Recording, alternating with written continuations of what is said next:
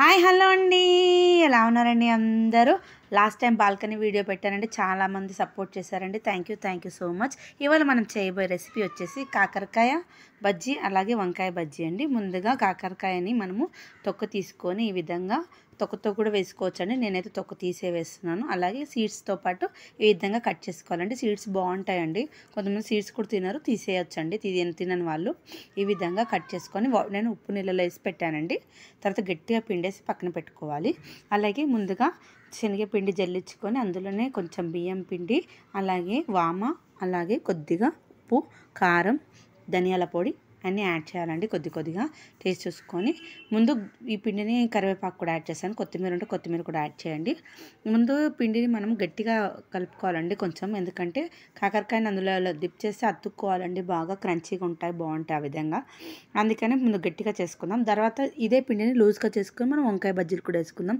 కాకరకాయ తినని వాళ్ళ కోసం ఈ వంకాయ బజ్జీ అనేదండి, ఎందుకంటే అందరు కాకరకాయ తినరండి. చాలామంది హెల్తీగా ఉండే రెసిపీస్, హెల్త్కి మంచిగా ఉన్న రెసిపీస్ తినరండి, పిల్లలైనా ఎవరైనా సరే.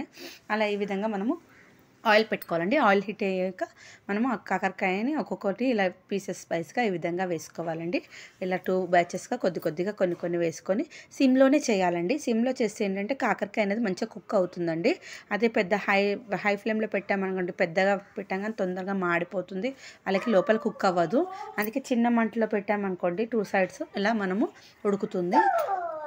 మా బాబు కూడా వాయిస్ ఇస్తున్నాడు చూడండి, వాయిస్ ఓవర్. ఆ విధంగా ఫ్రై చేసుకోవాలి. ఫ్రై చేసుకొని మనం పక్కన పెట్టుకోవాలి.